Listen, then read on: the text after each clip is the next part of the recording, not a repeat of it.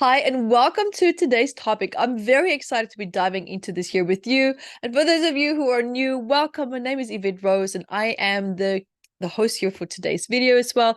And also, I'm best well known for having written this big book called Metaphysical Anatomy, which is a big book of 679 medical elements and the psychosomatic stress of that for adults. And yes, we also have the kids version as well. But now also, I would love to dive into today's topic, which is going to be all about rediscovering the woman within. Now, I never really truly appreciated what it meant to be a woman. Now, I have to be really honest here because I grew up in a very small town. Like I grew up in Namibia, and then we moved back to South Africa, and there was another small town that we just ended up in. So I didn't really actually have a lot of exposure with like many people have today, especially with kids growing up in today's mainstream environments. And so your environment, as you know, right? Your environment shapes your education. And back then, there was no Google. And Google was your encyclopedia, right? There's all these books in the library. Now, this was way back in the day. And I could only imagine and relate to really what I saw on television, in movies and magazines, what it meant to be feminine and what it meant to be a woman. Now, this deeply puzzled me because I thought that being a woman meant like how well you can run and, walk in high heels, how short your skirt should be about maybe without revealing too much, or how beautiful or expensive your clothing could be, or how well manicured your nails were, and how perfectly you styled your hair, and, how skilled you were at perhaps persuading a man. All these really terrible things, really. And my definition of a woman was toxic. It was very, very unhealthy. Now, my mom was an excellent role model. She was quiet, gentle, a very soulful person, a very nurturing person, like the peacekeeper in the house. And of course, now here I come, boom bang, and I'm the rebel. I'm the reckless one because I'm like, nah, that just looks too boring. And I want to do something else. But then also my resistance to embracing these many beautiful qualities that can define a woman. That existence, it really narrowed it for me. And especially my understanding of what a woman was. So where I grew up, I'm choosing my words carefully here because, women often there were expected to stay at home, not just have kids, take care of everything, not have a job, not have education, and have no opportunities. Now, even if you did have a job, you were expected to handle the entire household, all the duties, just like a housewife would. Now, this was a pattern that I carried with me until my early 20s. And then I started to see these repetitive patterns in my life, making me deeply, deeply unhappy. And I wondered, how can I find happiness? Why do other women seem so gracefully treated, respected, happy, and content, while I look and feel neglected? I felt like I was just thrown out on the street and barely surviving. That's how I felt deep inside to the core of my soul. And that's really how I felt. I really felt neglected. It's almost like I've actually thrown away a part of myself. Now, as I matured and I look back on my life, I learned that I rejected myself as a woman because I believed mistakenly that being a woman equaled being weak. Being a woman often felt like it just really got me into trouble because sometimes it attracted unwanted attention, or maybe it felt like being a woman, I wasn't allowed to have boundaries. And it came with all this long list of expectations that I want to have no business with. Now, this was my understanding, and I accepted that. I accepted it because I didn't see any different alternatives. And when you lack alternatives, you simply just accept your life as it is. So as I started to dive deeper into my healing journey, which began around the age of 22, 23, I started to realize that the religion that I was in actually ended up having a toxic influence on my ability to live freely and to live happily as a woman. Now, what did I do? Being the rebel that I am, I went the opposite extreme and I actually became an atheist, as you do. Now, this is how my journey started. And I went from caring too much to just not caring at all. And it's hard to create change and transformation when you don't care. So there was a part of me that was in enough pain to want to change. But then there was a part of me that didn't care enough about the steps that I had to take or certain avenues that I needed to explore to be able to invite this transformation and change into my life. You see, when people embark or, jump onto a journey to become something different or to become someone else, they often become frozen in fear. And that definitely happened to me. At the time, I didn't realize that me not taking action, I didn't realize that was me actually feeling frozen in fear. When you are in that state, a person can reach a point where they stop growing because they're too afraid to change. And people freeze because they feel a fear of rejection, a fear of judgment. And people might actually criticize people who want to change because they have an emotional investment in keeping them the way that they are. So keep this in mind. When you start to change, people might subconsciously try to reject you or withdraw support, or there might be a sudden loss of affection. Maybe as a conscious or subconscious way, direct or indirect way of punishing you to prevent you from changing because they selfishly don't want you to change because of the benefit that they're gaining from you being the way that you are.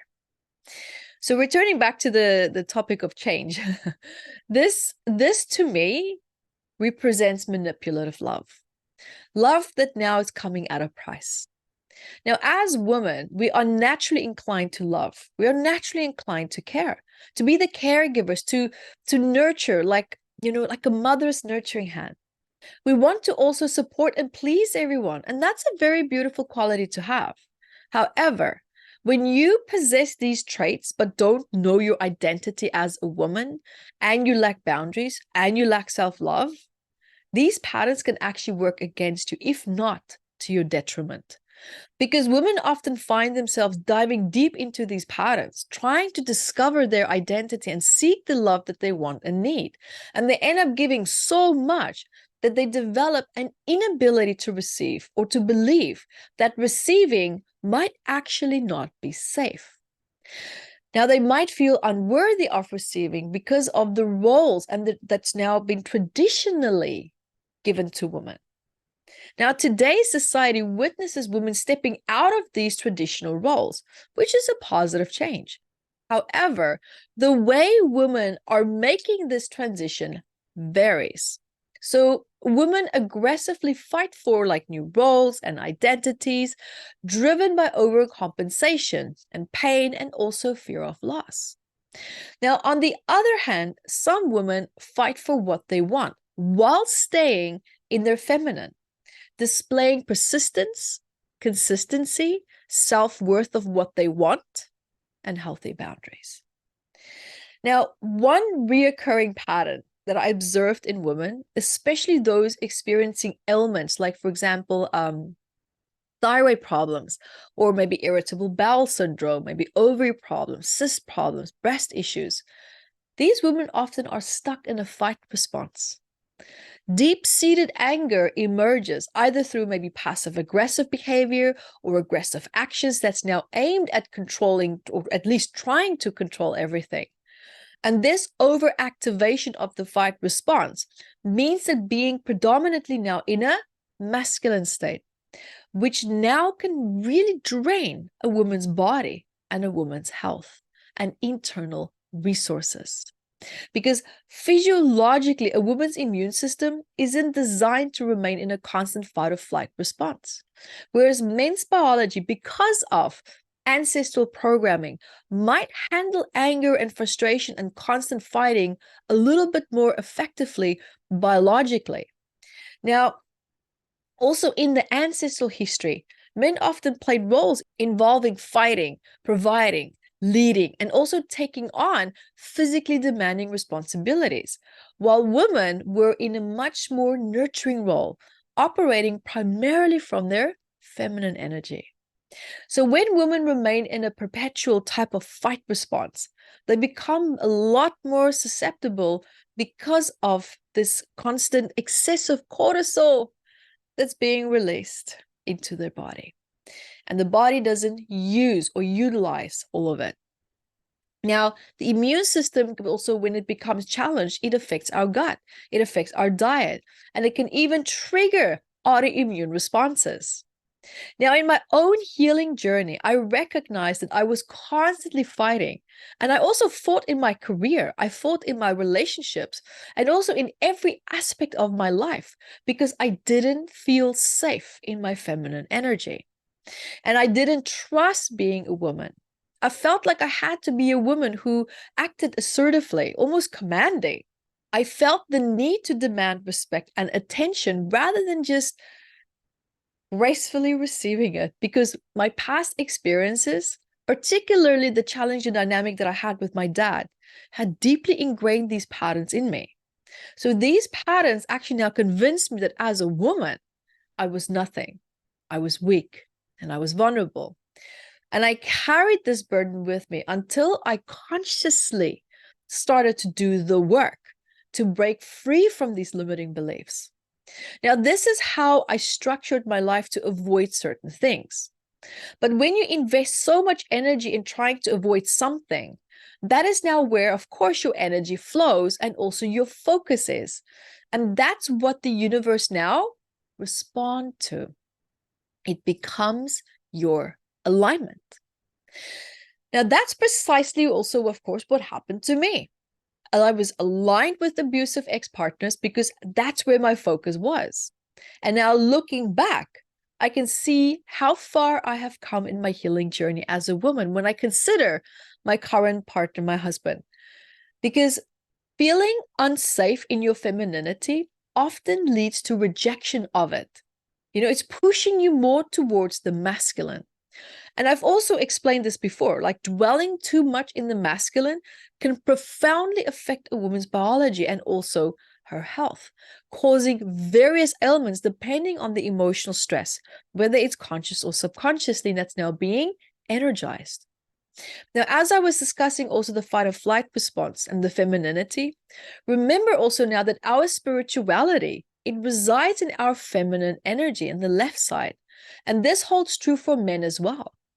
Because femininity is also linked to intuition, which is also how we are connected to our spirituality. Now, this is also connected to our left side of the body. And our intuition, it thrives. Listen, it thrives when you can receive, especially in a feminine way. That's when your intuition can really, truly blossom. You think that your intuitions may be good now? Wait until you achieve a perfect balancing act. However, this concept can create waves of maybe fear in people, right? Especially when I suggest being in your feminine, be open to receive. A lot of people push back and they resist. I mean, have you ever felt resistance? I'm sure you have. Now, I used to be in that position as well. Now, let's here just for a minute, let's examine our association with receiving, because that's really important. If you are a woman, you might inherently tend to actually give a lot. It's in our DNA. And also when you are in your feminine, you tend to give a lot as well. We, as women, we are natural givers. But to give so much, we also need to receive. So when women overextend their giving, they often become very unwell. So giving and giving and giving and being the nurturer and always being the peacekeeper, the caregiver, it's in a way, it's a safety mechanism. Because by giving all the time, we prevent others from giving to us, which means we don't have to receive.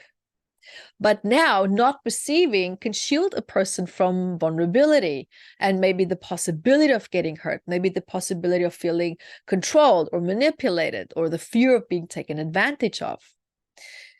Now, this constant giving allows women to actually stay in control.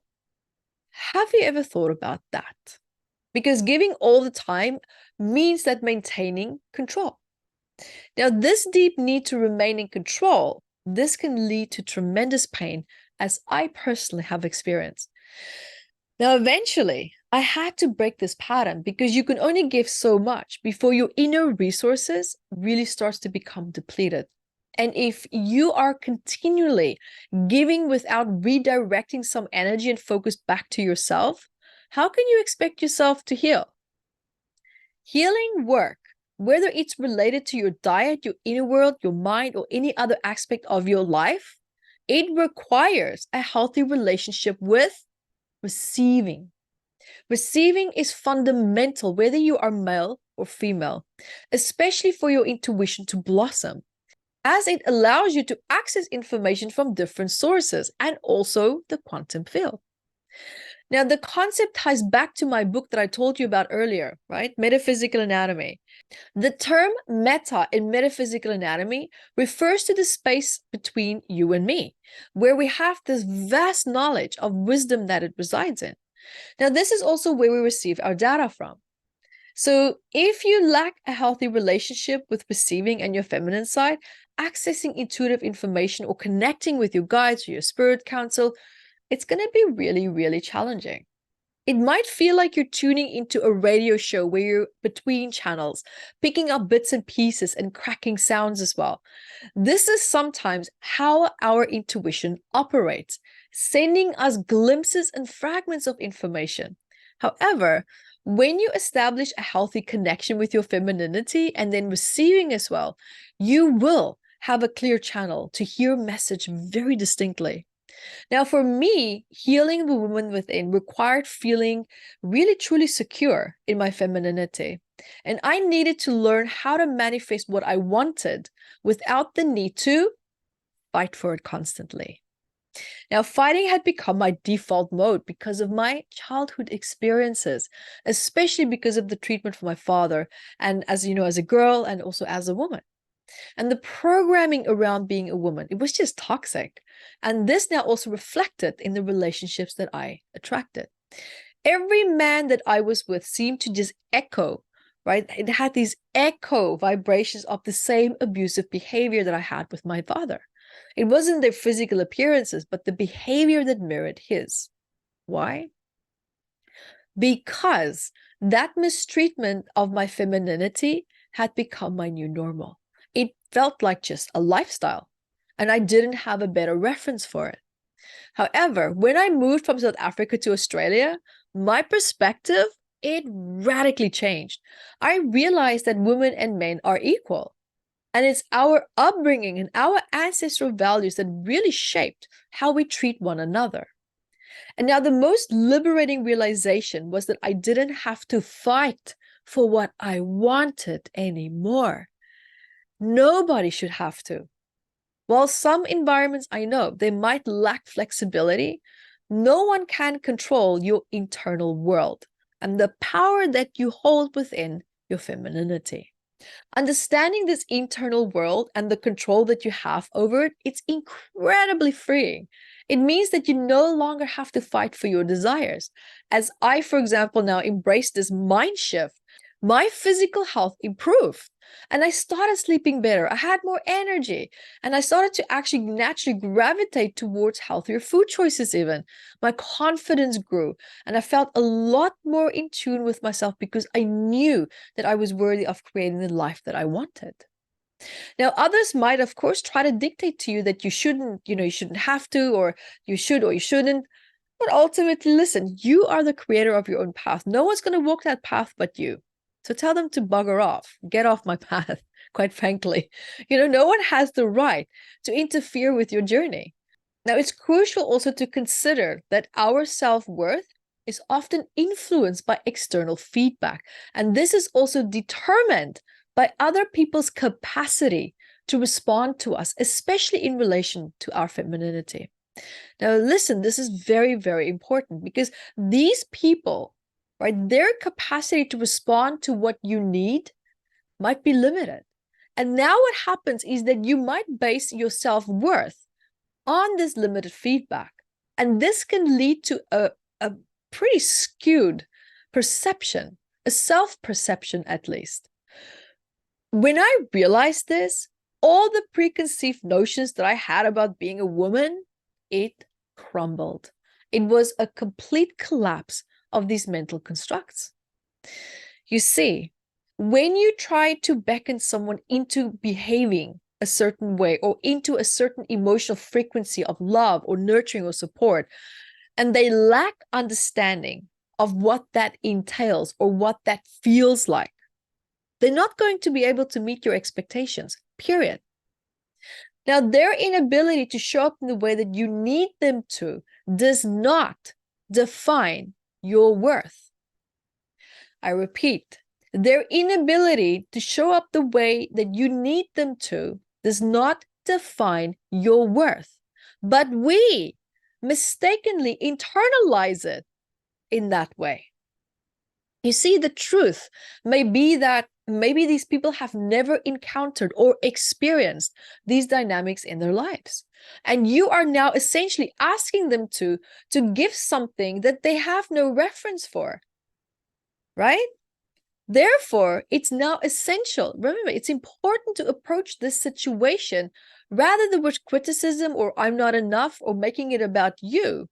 Try to have some level of empathy and understanding. But of course, if the behavior is abusive, then boundaries is needed. But if there's just an inadequacy or an awkwardness or a feeling of shame that they just don't know how to respond, sometimes a little bit of a loving compassion and understanding, it can go a really long way. And it can actually even help raise them up to learn and understand what these desires and needs are.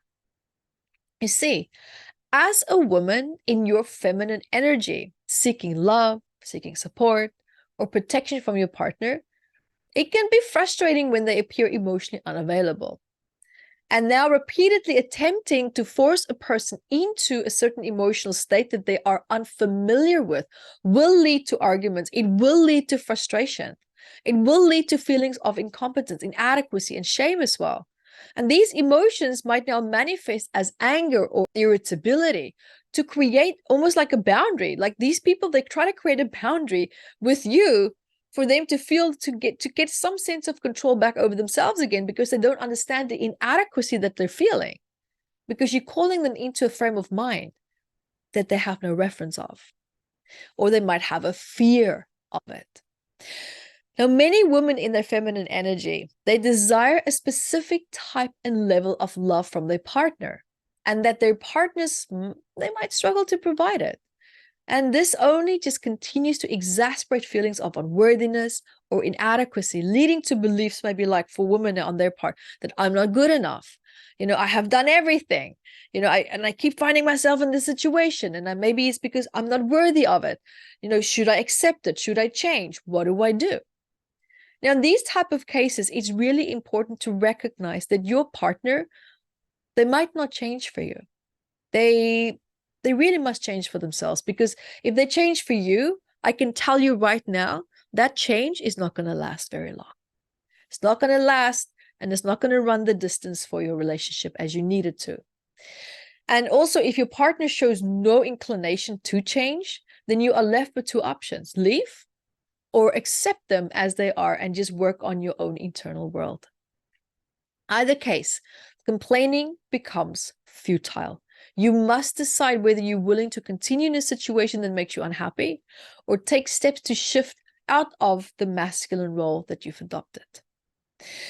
Now, being with an abrasive partner, listen, it can often compel women to become more masculine. It's almost like there's no real choice. It's a protection mechanism, right? To assert boundaries and self-defense. So it's not just about your internal world, but sometimes also about how you set up your external world as well, which is essentially equally important. Now, this was one of the profound lessons that I really had to learn myself as well, transitioning from a more masculine role as a woman to embracing both the feminine and also the masculine. Now, it's a very delicate dance, and sometimes it's appropriate to shift between those energies. Absolutely, we do it on a daily basis. For example, when you are taking on a leadership role or you're making decisions, you might find you're leaning a little bit more into the masculine side. Whereas maybe you're feeling a little bit more nurturing, maybe you're supporting someone, you're caring for someone, you might find that you're leaning a little bit more into your femininity. Parenting and enjoying moments with your child, and this is going to actually cause you to lean a little bit into your femininity. It's family, connection, community, regardless whether you are a man or a woman. Now, ultimately, both femininity and masculinity, they have their unique beauty, and it's crucial to know when to embrace each energy for the right reasons. Now, stepping into these energies to compensate for a wound can often lead to actually more damage. And decisions and communication made from a wounded place that's not really grounded in a very healthy frame of mind, right? Now, this adds and this contributes to stress, conflict, and the need to just constantly revisit the decisions that you made, because we can make a solid decision when we're always upset. You are going to draw your power or your clarity or your confusion from this conflict, and you make a decision based on that. You're not always going to make the right decision. You see, so understanding the impact from operating from a wounded state is one of the reasons why I designed Healing the Woman Within Retreat, or Reveal the Woman Within Retreat. A lot of people or women come and they find they have different experiences. Some heal the woman within, some reveal it, some find ways how to express it, it's always been there, but they just don't quite know how to express it. And during these transformative days, we address various topics, including fear of change, connecting with your higher self, releasing ancestral blocks, and especially these blocks that's holding women back, right? From embracing their true feminine full essence. And we dive into also the importance of setting healthy boundaries with men and with other women, with partners. Explore also how our identity as a woman intersects with society, friendships, marriage, while also considering the ancestral influences. Because so much of these experiences, it influences our subconscious mind. And we'll also focus on reclaiming your power as a woman and finding that art, that balancing act between the masculine and the feminine as well. And we will also work on overcoming the fear of communication, learning to communicate with ease and with grace, without the need for aggression. Because effective communication is about conveying your self-worth behind your words, which will actually help other people now to take you even more seriously. Because our journey together on this healing retreat, we will also explore healing relationships with your mother, your father, ex-partners, because these dynamics, they also shape your internal world, and they influence your future and your future experiences and your happiness. And you'll learn how to also love yourself again, how to give, how to receive, how to strike a balance in these aspects of your life.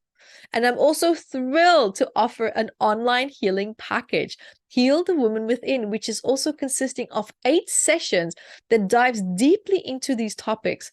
And this package is also designed to bring profound transformation for you, wherever you are on your journey. And we can also customize these sessions to help to meet your specific needs and to get you back on track on your life. And now, I would love to start a healing meditation with you. And when you are ready, I invite you to start by taking a nice, deep breath.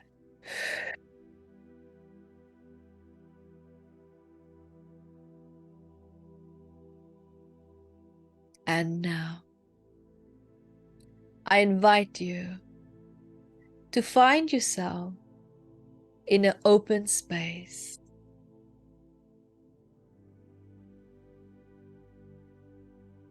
And in that open space, you'll find there's a big waterfall standing in front of you.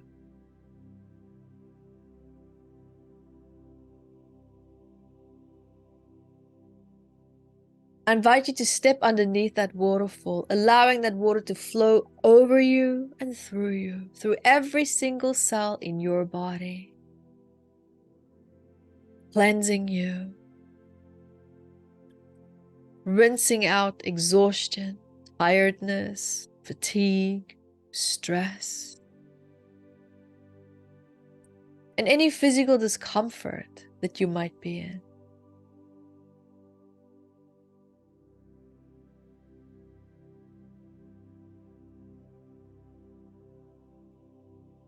And as you're doing that, also acknowledging the difference between your identity and other people's responsibilities and stress that you might have taken on.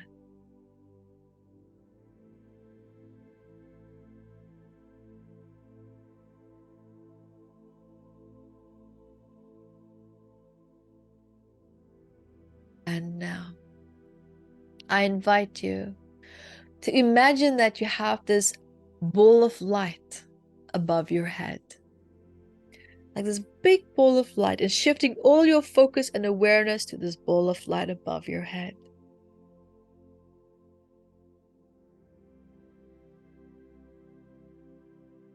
And allowing this ball of light now to descend into your body.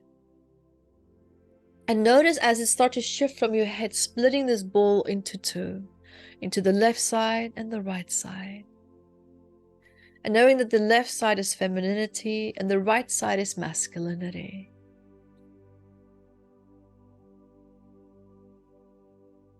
Shift now your awareness to the left side.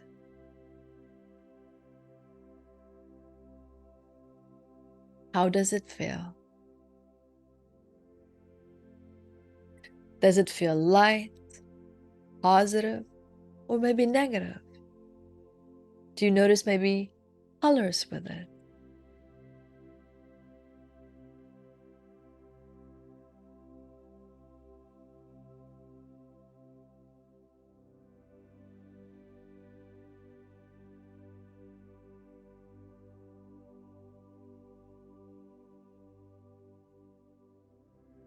And when you are ready, I invite you to shift your awareness now to the ball of light that went to the right side, into your masculinity.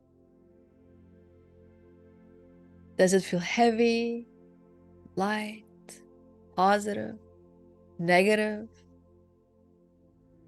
Is there maybe colors?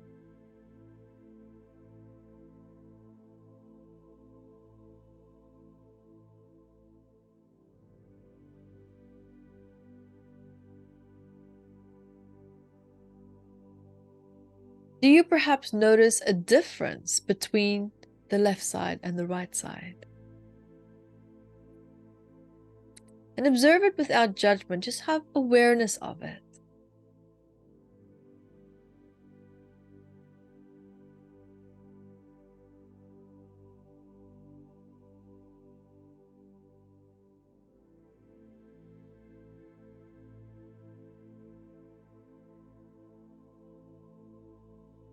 And now, imagine a warm energy healing light flowing into your body, splitting into two, flowing into the feminine and flowing into the masculine.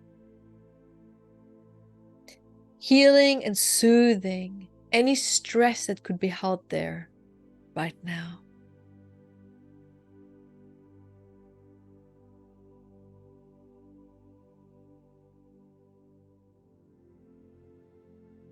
Feel how it's bringing ease and peace and calmness to both sides.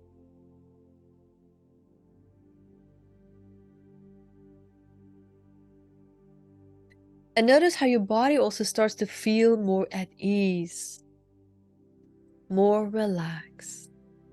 Almost like you're in the flow a little bit more.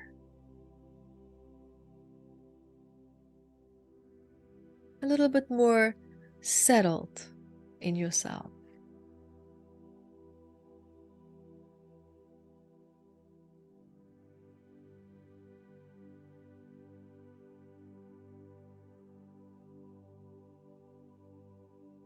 Allow this beautiful balance to continue to integrate throughout your day and night.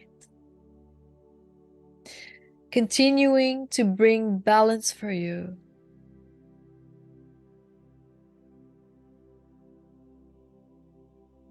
And when you are ready, bring your full focus and awareness now to the bottom of your faith.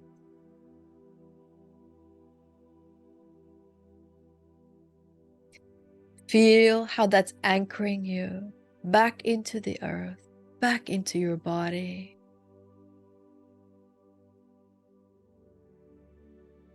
Feeling more grounded, more relaxed. Allowing your feminine and masculine to continue to integrate and to find their balance.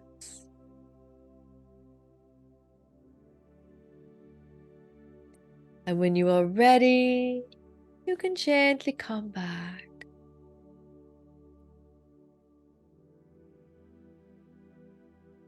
And welcome back.